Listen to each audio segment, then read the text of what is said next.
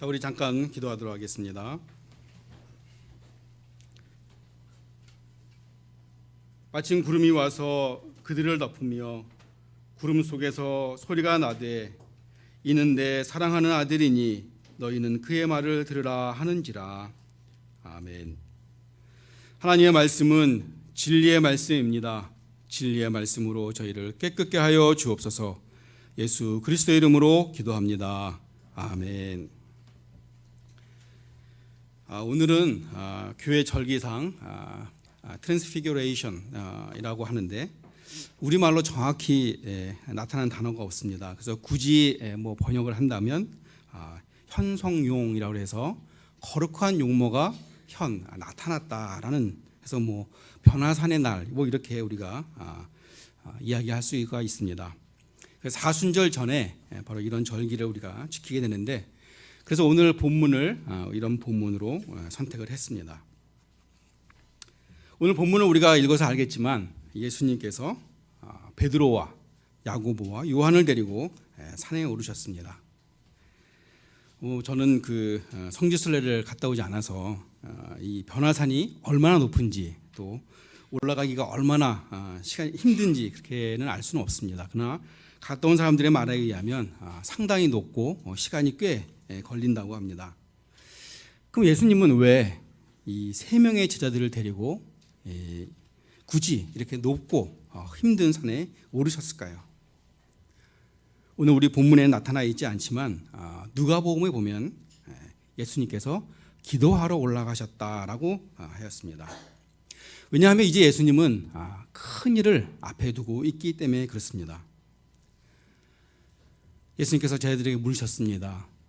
사람들이 나를 누구라 하느냐? 그러니까 제자들이 어떤 사람은 세례 요한이라고 합니다. 또 어떤 사람은 엘리야라고 합니다. 또 어떤 이는 선지자 중에 한 사람이다라고 이렇게 이야기를 합니다.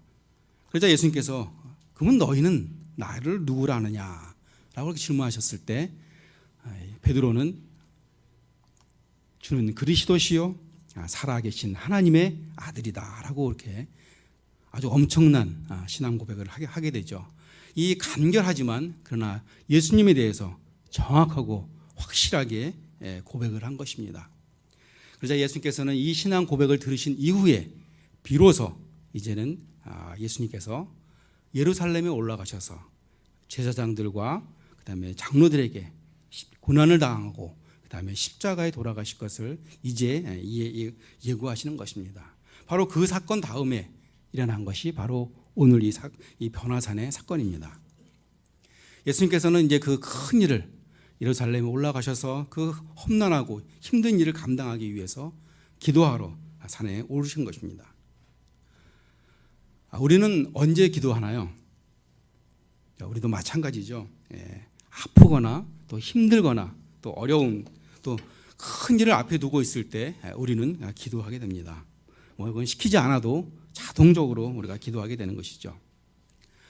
우리도 이제 교회 이전이라는 큰 일을 앞두고 있습니다. 그래서 우리가 지금 기도를 해오고 있는데, 우리 지난주에 그 약속되었던 금요일 날 원래 약속이 되어 있었는데 그 약속이 이번 주 월요일 내일로 연기됐습니다. 그만큼 우리에게 기도할 수 있는 시간이 더 주어진 것입니다. 이 기도는 자기 자신이 어렵거나 또 연약하거나 또 힘들거나 부족함을 느낄 때 우리가 기도하게 되는 것입니다. 그러나 자기가 할 수 있다고 또 자기의 능력이 있다라고 생각하면 우리가 기도하지 않게 되는 것이죠. 다시 말해서 자신을 의지하게 되는 것입니다. 요즘 우리 생활들이 많이 풍요로워졌습니다. 부족함을 못 느끼는 그런 세대가 되었습니다. 그래서 기도하는 시간들이 점점 줄어들고 있습니다. 또 우리가 바쁘다는 핑계로 우리가 기도할 시간을 줄이는 것, 바로 그것이 현대인의 또한 문제이기도 합니다. 그런데 우리 교회는 요즘 새벽 기도에 참여하는 사람들이 많아지고 있습니다. 거리상 직접 교회는 못 나오지만 밴드를 통해서 우리 새벽 기도에 참여하는 사람들이 점점 많아지고 있습니다. 좋은 현상이라고 생각합니다. 자, 그럼 우리 예수님께서는 이 변화산에 올라가서 제자들에게 무엇을 보여주려고 하셨을까요? 예수님께서는 이 제자들에게 무려 4가지를 보여주었습니다. 첫 번째로는 바로 예수님이 변화되는 것이었습니다. 기도하시는 동안에 예수님의 모양이, 예수님의 그 모습이 변화되었다고 했습니다. 2절을 보면 그 옷이 광채가 나며 세상에서 빨래하는 자가 그렇게 희게 할 수 없을 만큼 매우 희어졌더라라고 기록되어 있습니다. 또 같은 내용인 누가복음 9장 29절에 보게 되면 기도하실 때 용모가 변하고 그 옷이 희어져 광채가 나더라라고 되어 있습니다. 즉 예수님께서 기도하시는 동안에 그 얼굴이 변하고 또 몸이 변화됐다라는 것입니다. 그다음에 이 옷은 그 몸에서 나는 그 광채 때문에 너무나 희게 되어서 정말 우리가 표현할 수 없을 정도로 그렇게 희어졌다라고 이야기하고 있는 것입니다. 그럼 왜 예수님께서 이런 현상이 일어났을까요? 우리가 오늘 같이 읽지 않았지만 마가복음 9장 1절에 그 해답이 있습니다. 마가복음 9장 1절을 한번 띄워주시겠습니까? 우리 한번 같이 읽도록 하겠습니다. 시작. 또 그들에게 이르시되 내가 진실로 너희에게 이르노니 여기 서 있는 사람 중에는 죽기 전에 하나님의 나라가 권능으로 임하는 것을 볼 자도 있느니라 하시니라. 죽기 전에 하나님의 나라가 권능으로 임하는 것을 볼 자도 있느니라. 그러니까 살아있는 동안에 바로 하나님의 나라가 권능으로 임하는 것을 볼 자가 있다라고 말씀하셨습니다. 그들이 누구일까요? 바로 예수님과 함께 변화산에 오른 베드로, 야고보, 요한인 것입니다. 즉 예수님의 얼굴이 변화된 것은 바로 그 순간에 그 변화산 산에서 하나님의 나라가 권능으로 임한 것을 우리가 알 수가 있는 것입니다. 바로 하나님의 나라가 임했기 때문에 예수님의 얼굴이 해같이 빛나고 또 그 옷은 그 광채로 인하여 빛나는 것을 우리가 알 수가 있는 것입니다. 바로 예수님의 용모가 변할 때 또 하나님 나라가 권능으로 임할 때 거기에 모세와 엘리야가 나타난 것입니다.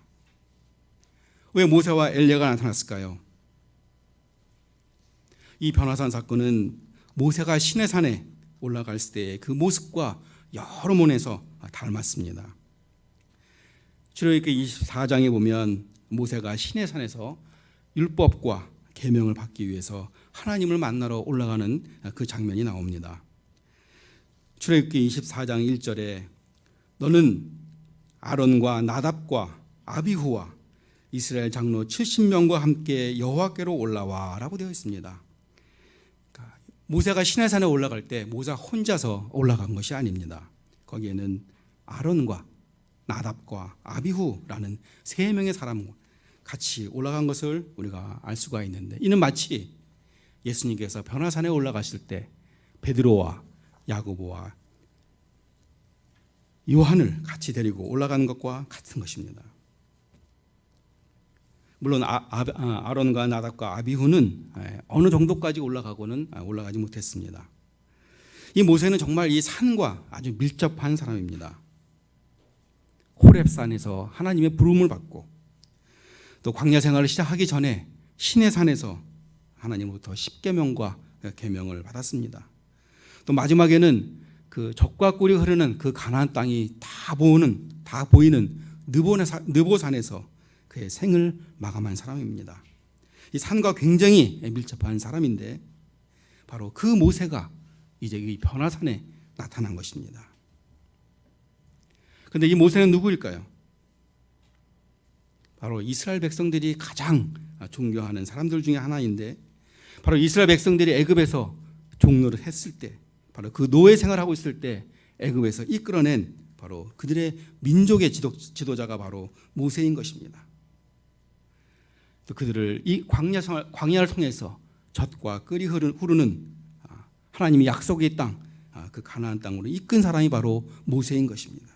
바로 그런 모세가 변화산에 나타난 것입니다. 모세가 나타난 것은 바로 애굽에서 노예되었던 그 이스라엘을 구원한 것처럼 바로 예수님이 이 세상과 죄의 종되었던 우리들을 죄에서 구원하실 분인 것을 나타내신 것, 그것을 예표한 것입니다. 모세가 시내산에서 계명과 율법을 받았다면 예수님은 그 변화산에서 바로 그 율법의 완성자인 것을 증명하신 것입니다. 그 다음에 또 누가 나타났습니까? 엘리야가 나타났죠. 왜 엘리야가 나타났을까요?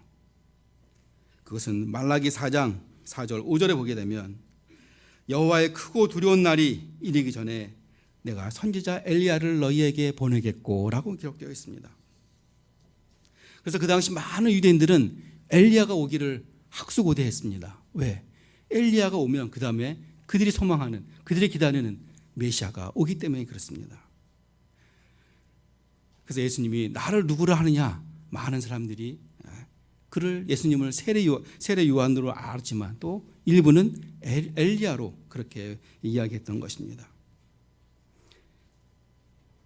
엘리야는 그 구약의 선지자 중에 선지자였습니다.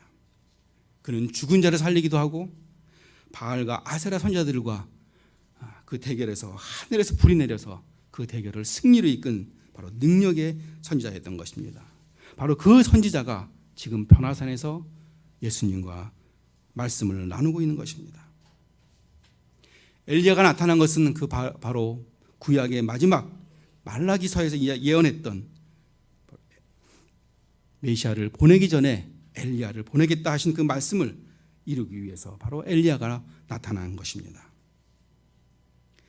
모세와 엘리야가 함께 나타난 것은 바로 예수님이 그 오랫동안 구약에서 예언되었던 그 바로 메시아 그분인 것을 제자들에게 알려주기 위해서 모세는 율법의 대표자로서 또 엘리야는 선지자의 대표자로서 그렇게 나타나신 것입니다. 그리고 그 다음에 네 번째 현상이 나타나죠. 구름이 덮이고 하늘로부터 음성이 들렸습니다. 이때 7절에 보면 마침 구름이 와서 그들을 덮으며 라고 되어 있습니다. 이 구름은 무엇입니까? 구약에서 이 구름은 바로 하나님의 임재를 의미하는 것입니다. 성막에도 하나님이 임재했을 때 구름이 덮였습니다. 또 모세가 시내산에서 하나님께 십계명을 받을 때 하나님을 만났을 때 그때도 구름이 덮였습니다. 오늘 이 구름이 덮였다는 얘기는 바로 거기에 하나님이 임재했다는 것을 의미하는 것입니다.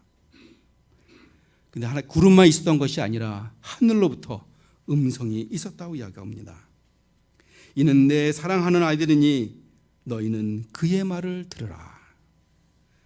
구름이 덮인 것도 하나님의 임재를 나타내지만 그러나 거기선 분명하게 또렷하게 하나님의 음성이 있었습니다. 이는 내 사랑하는 아들이니 바로 예수님이 하나님의 아들이심을 분명하게 확실하게 나타내는 것입니다. 이 말씀은 우리가 굉장히 낯이 익죠. 왜냐하면 예수님께서 세례 요한한테 세례를 받으시고 물에서 나오셨을 때 성령이 비둘기같이 내리면서 하늘로부터 음성이 있었습니다. 이는 내 사랑하는 아들이요 내 기뻐하는 자니라. 바로 같은 내용이 이 변화산에서도 똑같이 일어난 것입니다. 바로 예수님은 하나님의 아들이신 것입니다. 이런 여러 가지 현상들을 통해서 예수님이 제자들에게 보여주고자 했던 궁극적인 목적은 무엇이냐? 바로 예수님이 하나님의 아들이시다라는 것이 그 사실인 것입니다. 뿐만 아니라 모세와 엘리야를 보여줌으로써 우리가 죽은 후에 천국에 있을 그 천국에 대해서 잠깐 보여준 것입니다. 그래서 그 천국을 바라보고 소망할 수 있는 그런 믿음을 주기 위한 것이었습니다. 그러나 제자들의 반응은 어땠습니까? 특히 베드로의 반응은 어땠습니까? 이때 베드로는 예수님과 함께 기도하러 이 변화산에 올라왔지만 그러나 졸다가 일어나서 비몽사몽간에 이런 말을 합니다. 초막 셋을 지어서 하나는 주를 위해서 또 하나는 엘리야를 위해서 또 하나는 모세를 위해서 만들자라고 얘기했습니다. 베드로는 당시 손님이 오면 초막을 짓는 그냥 관습에 따라서 그렇게 성급하게 이야기를 한 것입니다. 본인은 무슨 말을 하는지도 또 알지도 못했습니다. 만약 베드로의 말대로 초막을 지어서 거기에 살았다면 하나님이 오랫동안 이야기하신 인류 구원의 계획, 인류 구원에 대한 그 구원 사역은 어떻게 되는 건가요? 그리고 예수님은 이 땅에 왜 오셨나요? 그런 것들이 다 물거품이 되는 그런 말인데도 불구하고 베드로는 아무 생각 없이 무슨 말을 하는지도 알지 못하면서 그렇게 이야기를 하였던 것입니다. 그런데 이 베드로는 어떤 사람이었습니까? 밤새도록 고기를 잡았는데 그걸 실패했을 때 예수님께서 깊은 데 가서 그물을 던져라 라는 그 말씀에 순종했더니 그물이 찢어질 정도로 많은 고기를 잡은 그 경험이 있는 베드로였습니다. 그때 베드로는 뭐라고 그랬습니까? 주여 나를 떠나소서 나는 죄인이로소이다. 베드로는 주님을 만난 그 경험이 있는 그런 신앙을 가지고 있었습니다. 뿐만 아니라 사람들이 나를 누구라 하느냐라고 그렇게 물어봤을 때 주는 그리스도시요 살아계신 하나님의 아들이라고 정확하게 고백했던 그 유명한 그 신앙 고백을 했던 그 사람입니다. 근데 그 베드로가 이제 변화산에서 이 놀라운 광경들을 지켜보았고 그 현장에 있었고 또 하나님의 음성을 들었지만 베드로는 예수님이 어떤 분이신지 예수님이 구약에 예언된 그 메시아인지를 정확히 알지 못했다는 것입니다. 베드로가 경험했던 그 경험들은 우리가 쉽게 경험할 수 있는 그런 일들이 아닙니다. 그럼에도 불구하고 베드로는 깨닫지 못하였다는 것입니다. 우리들은 어떻습니까? 저와 여러분 예수님을 정확히 알고 있나요? 예수님은 우리들을 위해서 이 땅에 오셨습니다. 또 우리들을 위해서 십자가에 죽으셨습니다. 아무 죄가 없으신 분이지만 우리들의 죄를 대신해서 그 십자가의 죽으심으로 우리는 죄 사함을 받은 것입니다. 죄인인 우리들이 믿음으로 말미암아 의인이라고 칭함을 받게 된 것입니다. 바로 이것이 복음인 것입니다. 믿기만 하면 값없이 주어지는 은혜인 것입니다. 예수님께는 죄 사함을 받지 못할 정도로 그렇게 큰 죄, 어떠한 죄라든지 예수님께는 다 용서함을 받을 수 있는 것입니다. 바로 이것이 복음이고 은혜인 것입니다. 변화산에 올라간 세 제자 베드로와 야고보와 요한은 예수님이 메시아임을 하나님의 아들임을 왜 깨닫지 못했을까요? 그들은 예수님과 같이 기도하지 않았기 때문인 것입니다. 하나님의 음성으로 들려주고 또 예수님의 용모가 변화되면서 눈으로 보여줘도 그들은 깨닫지 못하였던 것입니다. 즉 영의 세계가 열리지 않았던 것입니다. 이제 변화산의 종교는 어떻게 맺고 있나요? 8절에 보면 문득 둘러보니 아무도 보이지 아니하고 오직 예수와 자기들 뿐이더라 라고 되어 있습니다. 이 변화산의 놀라운 기적이 끝난 다음에는 무엇이 남았습니까? 바로 예수님과 예수님의 세 제자들 뿐이었습니다. 다시 말해서 예수님의 제자들이 바라봤을 때는 예수님밖에 남지 않았습니다. 모든 기적과 이적의 끝에는 반드시 예수님만 보여야 되는 것입니다. 예수님보다 더 큰 무엇이 있다면 그것은 하나님부터 온 것이 아닙니다. 변화산의 주인공은 예수님이듯이 모든 이적과 기적의 결론은 예수님이어야 하는 것입니다. 중국에는 리수스족이라는 그런 민족이 있다고 합니다. 이 리수스족은 큰 산맥을 중심으로 남쪽 리수스족과 북쪽 리수족이 있다고 나누어 살고 있다고 합니다. 그래서 영국의 프레이저 선교사가 이제 이 리수족을 복음화하기 위해서 하나님께 이렇게 기도했다고 합니다. 하나님, 제가 이 넓은 땅 어디 가서 어떻게 복음을 전할까요? 그랬더니 하나님께서 오전에는 남루스족을 위해서 기도하고 오후에는 북쪽 리스 마을에 머물면서 그들에게 복음을 전하라는 그런 마음을 주셨다고 합니다. 그래서 그 말씀대로 10년 동안 그렇게 사역을 했는데 기간 동안 약 한 100명의 리스족이 주님을 영접을 했다고 합니다. 자, 그러던 어느 날 시장에 갔는데 우연히 람 리스족 한 사람을 만나게 됐습니다. 그래서 그에게 복음을 전하고 그다음에 하나님의 말씀을 전했더니 그 사람이 예수님을 영접을 했어요. 그래서 그 사람을 자기 집으로 데리고 와서 말씀을 가르쳐주고 성경을 가르쳐주고 또 복음을 어떻게 전할지를 가르쳐줘서 남쪽으로 보냈다고 합니다. 자, 그러고 나서 이제 여러 해가 지나고 나서 어느 날인가 남쪽 리스족 지방을 다닐 기회가 있었다고 합니다. 그때 깜짝 놀랄 일은 바로 이 남쪽 리스족에 수천 명이 되는 사람들이 예수를 믿고 있었다는 것입니다. 무려 자기가 전도한 자기가 한 사람보다 100배나 많은 사람들이 남쪽에서 예수님을 믿고 있었다는 것입니다.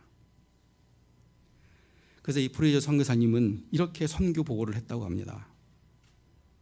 하나님의 일은 내 힘으로 하는 것이 아니고 하나님의 권능으로 하는 것임을 알았다. 기도가 사역이다 라고 이렇게 정리했다고 합니다. 바로 기도하면 하나님께서 일하시고 큰 기적과 그 변화를 경험할 수 있는 것입니다. 변화산에 오른 새 제자들은 변화되지 못했습니다. 기도하지 않아서 예수님이 누구인지를 정확히 알지 못했습니다. 또 하나님 나라가 권능으로 임한 그 자리에 있었음에도 불구하고 그들은 깨닫지 못한 것입니다. 우리는 오늘 이 변화산 사건을 통해서 예수님이 바로 그 메시아임을 분명히 알아야 되고 내 영육간의 모든 문제의 해결자가 바로 예수님임을 분명히 믿어야 될 것입니다. 변화산에서 예수님이 변화되고 모세와 엘리야를 만난 것은 바로 그런 천국들을 우리가 소망하며 고대하며 큰 믿음의 소유자들이 다 되시기를 예수 그리스도의 이름으로 축원합니다. 우리 잠깐 기도하도록 하겠습니다.